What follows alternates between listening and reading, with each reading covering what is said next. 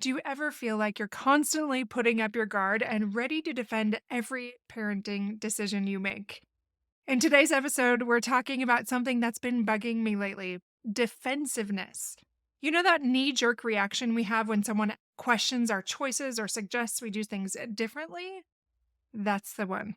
Stick around as we unpack defensiveness to help us all become a little more open and a lot less stressed.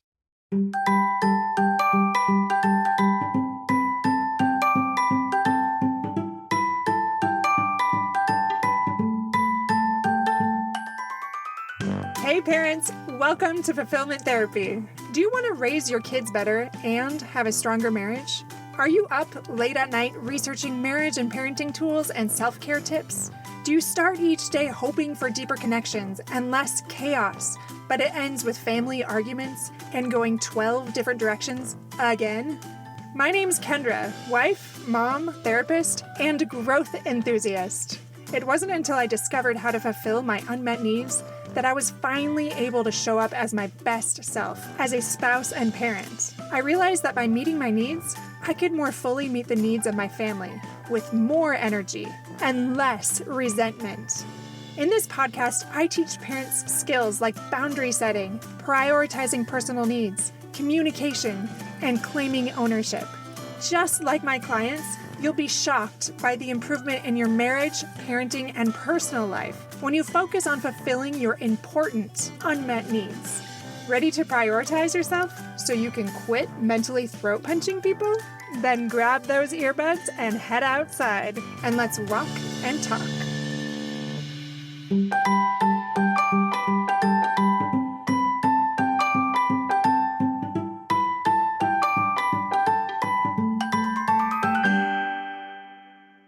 Welcome back, my friends. This is Fulfillment Therapy, the podcast dedicated to helping parents rediscover their passion for life and overcome the overwhelm of parenting and marriage. I'm your host, Kendra Nielsen, and today we are talking about defensiveness. So this is episode number 192, Overcoming Defensiveness. Cultivating self-awareness as a parent and spouse. We all need a little bit of help with this. The reason that I decided to do this was because I was talking to a friend recently, and I was starting to notice this pattern with her of becoming very defensive when she felt like she was getting negative feedback with either her parenting or her marriage or whatever that was. And I was thinking, oh wow, she's quite defensive. And then I laughed a little bit and I was like, I feel like I've heard my husband say that about me before.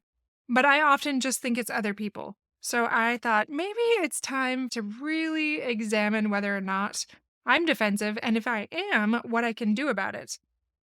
I wanted to share my findings with you to see if you can take your life to the next level in this way as well. Let's start with a quick assessment so you can really determine if you are too defensive. Answer yes or no to these following questions. Do you often feel attacked or criticized when receiving feedback? Is your first instinct to explain or justify your actions when questioned? Do you find it difficult to admit when you're wrong? Do you frequently feel the need to defend your spouse or children, even in minor situations? Are you quick to become angry or upset when someone disagrees with you? Now, if you answered yes to any of these questions, you might be struggling with defensiveness. But don't worry, my friends, we're going to talk about some simple strategies to help you become more self-aware and less defensive, because I was pointing fingers and seeing how other people were defensive instead of looking inwardly and exploring how I might be defensive. So that's what I am also trying to do right now, today. So what is defensiveness? Defensiveness is a self-protective behavior that occurs when we perceive a threat to our self-image or our beliefs or people in our family, our loved ones, and is a natural response, but when it becomes excessive, it can cause harm to our relationships and personal growth. Dr. John Gottman, I love him and a lot of the things that he teaches, especially in families and relationships. He says, defensiveness is really a way of blaming your partner. You're saying, in effect, the problem isn't me, it's you. In this quote, he's just specifically talking about your relationship as a spouse, as a partner. So explore that one for a minute. Do you often find that when you're getting defensive, what you're really trying to say is No, it's you. You're trying to take that finger pointing at you and point it back towards them. Now, if you notice you get in that habit of wanting to point that finger, then that is defensiveness. Let's put that finger down for a minute. I'll give you some examples so you can better understand this, especially when it comes to marriage and parenting. A mom becomes defensive when her spouse suggests a different approach to disciplining their child. Now, this can be a teen, this can be a toddler, but chances are very high that you both have different ideas of how that should be handled. Typically, one is a little bit more into discipline and one's a little bit more into compassion. And it's finding that balance. And that can be a struggle. And do you feel like you want to point that finger and say, no, you're wrong, I'm right, even if it's in a softer way or just in your head? Here's another example. A father quickly justifies his long work hours when his spouse expresses concern about his absence. I know that's come up for both my husband and I at times, especially when we're entrepreneurs, because there's not this very scheduled and structured hours sometimes.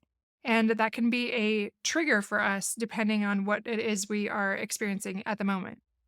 Parents become defensive when grandparents offer unsolicited parenting advice. Do you point that finger and get frustrated when you feel like they are giving you feedback? It's not to say that you can't do something about it as far as how things are approached and how you handle it, but are you quickly looking to point that finger of blame and justify your actions? What happens if there's too much defensiveness? That can strain relationships with your spouse and your children. That can create difficulties in growing personally and improving that personal improvement you're seeking for.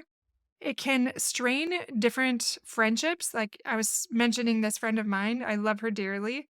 And it makes it so that I'm not open to sharing more with her because I know she's not always going to be receptive. Instead of it being an open relationship where she might hear me and have enough humility to seek greater understanding and growth, it just stays stuck a little bit. It can also increase conflict and misunderstandings in relationships. Maybe you're thinking of those times when your spouse has pointed the finger at you, but I think about the times when you have pointed that finger at your children or at your husband or your wife, whoever it is that's listening. And it can also reduce emotional intimacy within the family. So I'll give you an example here of a client. So I have this client that has 2 children, and she found herself constantly on edge and ready to defend her parenting choices all the time. It was very hard to feel like we were getting very far in therapy because of this. That defensiveness created tension between her and her husband and even affected her relationship with her kids. It wasn't until she recognized this pattern that she could really begin to change. Now, contrast that to another experience where I could tell that one of my clients was pretty defensive, so I took things a little slower. I tried to model for her how to be more open and less defensive. At some point, I was like, okay, this is healthy confrontation that you do in any therapeutic session. And I was like, need to challenge her a little bit more on some of these things, even though she doesn't necessarily like it. She completely lost it, was very upset, instantly quit counseling, and justified all of her behaviors. That shows there's not much open-mindedness. There's not a willingness to see another perspective or put yourself in other people's shoes and to own your part, to own your side of the street instead of staying in that victim mentality and staying in that defensiveness. Hopefully, she will get to that point someday where she will be able to see her side of the street and come back and, whether it's me or anybody else, take more ownership so she can have that healing. Like my other client that was able to see her part and begin to change. So let's talk about what defensiveness looks like. This might be counteracting or blaming others, making excuses and deflecting responsibility, responding with sarcasm or dismissiveness, or even stonewalling or withdrawing from conversations. Like these are all an attempt to shift the blame and to stay in our stuck mindset and nurse our wound. Brené Brown said this: defensiveness is a sign that we're not willing to own our part in a situation. It's a way of avoiding vulnerability. I completely second that. And I don't think we often think about defensiveness being a way of avoiding vulnerability, but it really is. It stems from so many fears, often that we're not enough. Most of those things when I work with my clients is I'm not enough. I'm bad. I'm not worthy. I'm hurting other people. And it's so painful for them to face that instead they just point that finger instead of take more ownership. And that is where true joy comes, but it's too painful to do that. Now, I say that carefully because I know we all do that, myself included. And it can be very subtle and hard to recognize sometimes.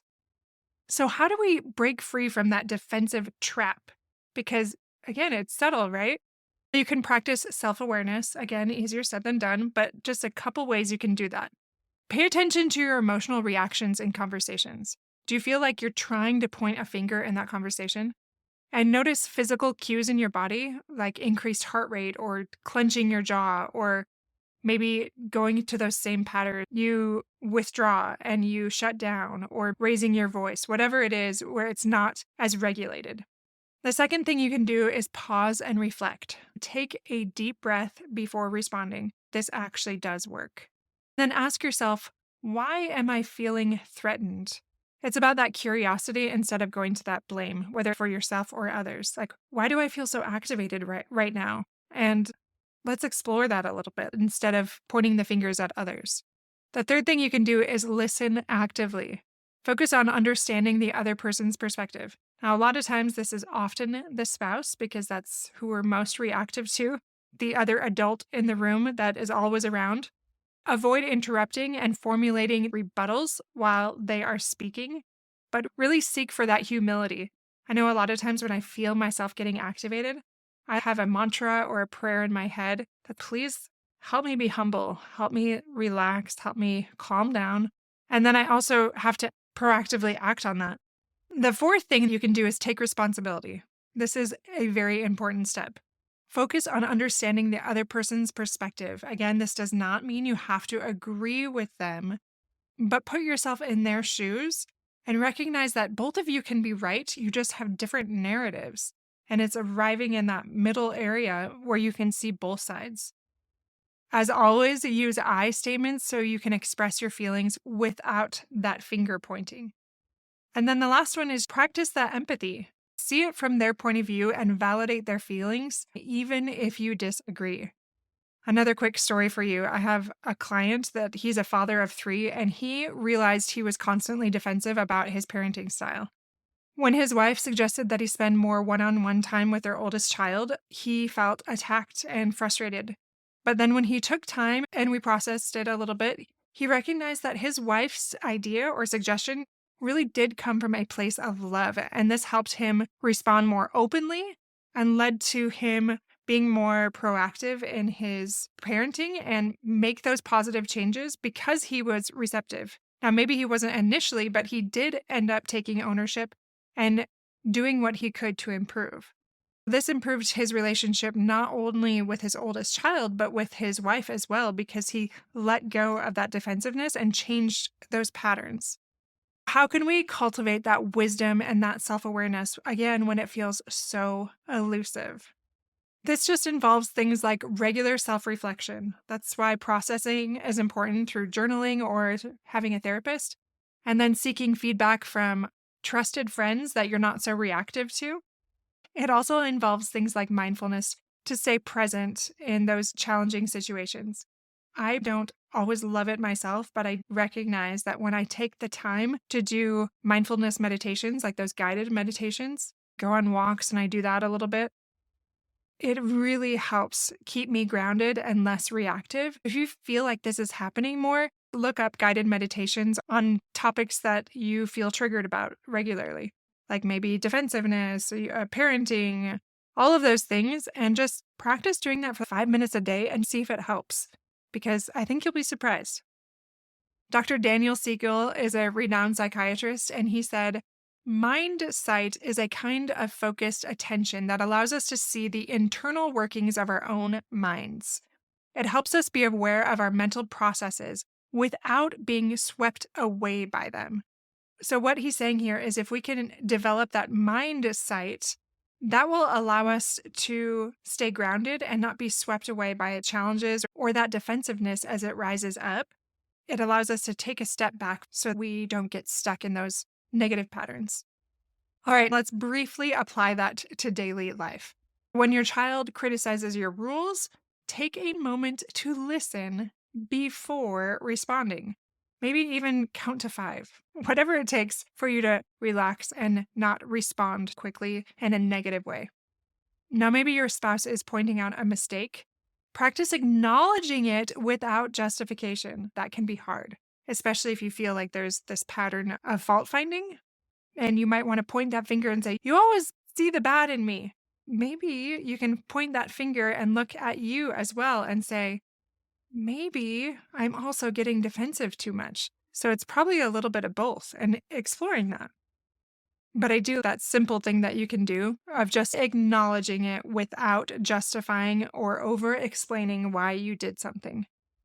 When you're feeling defensive about a parenting choice, just pause and consider another perspective. Bite your tongue. Again, easier said than done. Another quick story is I have another client who is a working mother, and she often feels defensive about her decision to pursue a career. When her mother-in-law made some comments about working moms, she would respond reactively. She would get angry. But when we applied some of these things that we're talking about, she learned to respond more calmly.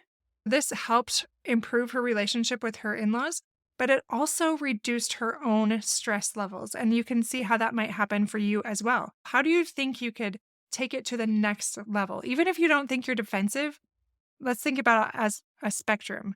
Maybe you can get a little bit better about this, a little less defensive. So let's just recap these things quickly for today. Defensiveness is a natural response, but excessive defensiveness can harm relationships and personal growth. When we recognize defensive behaviors, that is the first step to overcoming them. And when we practice that self-awareness, active listening, and empathy, that can lead to a more balanced response. It's important to cultivate wisdom through mindfulness and self-reflection, because that can lead to that more balanced response instead of that knee-jerk reaction that we have. And it will help us improve our ability to take ownership. Remember, my friends, overcoming defensiveness is a journey and not a quick destination. It's that slow and steady improvement over time that will bear the fruits. So be patient with yourself as you practice these new skills. And when we reduce that defensiveness, you really will open the doors to deeper connections with your spouse and children, especially later in life, and that will lead to a more fulfilling family life. Thank you, my friends, for tuning in to Fulfillment Therapy today. Until next time, keep growing, keep learning, and keep striving for that fulfilling life that you deserve. Don't forget to check out our new courses for personal growth and marriage, as well as our business courses that will help you create an online business that will take your life to the next level and give you that flexibility that you're craving for your family life. So if you're interested in any of those, check those out. And we will see you back here in just a few days.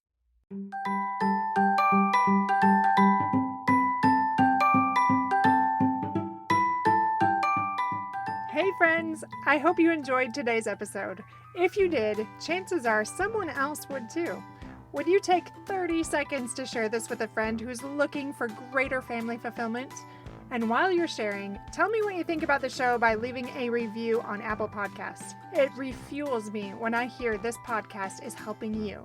No matter what your house or your hair looks like, I'll meet you back here every Monday and Thursday morning for more episodes. Until then.